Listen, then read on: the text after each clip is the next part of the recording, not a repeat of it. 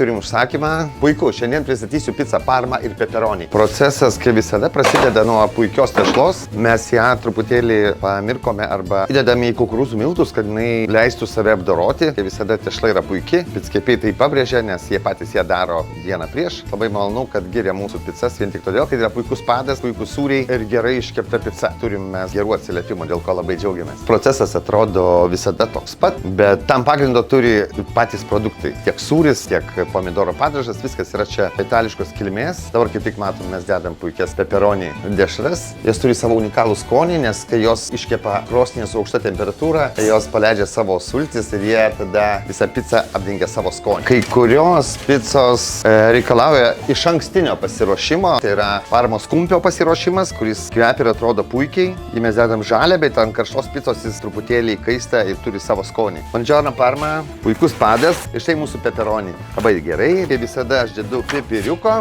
patį Parmos kumpį, kad jis išsilydytų ir gautų skonį. Parmezano sūris, jis labai svarbus. Mes jo dedam tiek, kiek reikia, kad ne tik jaustųsi skonis, bet ir matytųsi. Klientas tai vertina. Skoniai turi būti. Važiuojam pas klientą. Puikiai.